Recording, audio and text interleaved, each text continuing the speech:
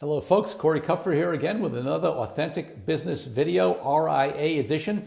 And this is number 7 in our series of 10 tips for teams that are looking to or may in the future leave wirehouses, banks, trust companies, and or for the firms that are onboarding them. And this specific video, I want to talk more to the onboarding firms.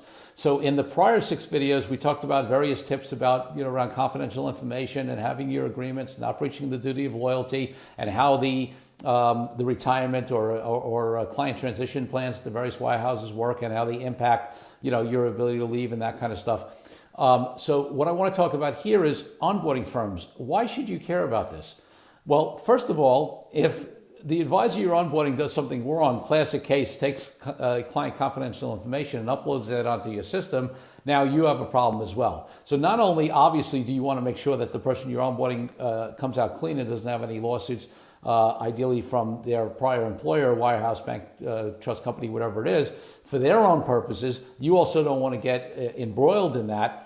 And so there's some due diligence you're going to want to do to make sure that the advisor you're onboarding doesn't have trouble. So some of these various things that I have put in the prior videos, which you can look at, and listen to in my LinkedIn feed or pull them up. We'll have a link on the website, kupferlaw.com, to these videos.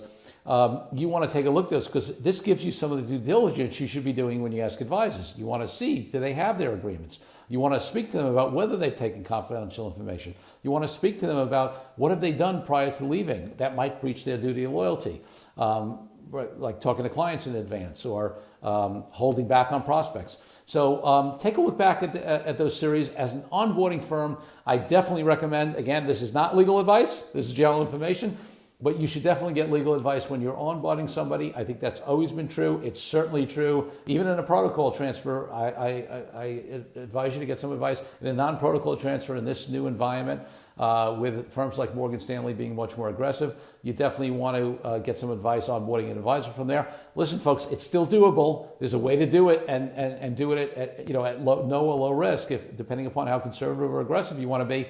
But you want to do it carefully and with advice. So it's one of the things we're happy to help with. We work with a lot of firms onboarding advisors, and you definitely want to get counsel in that. So all the best. Listen, onboarding advisors is a great way to grow.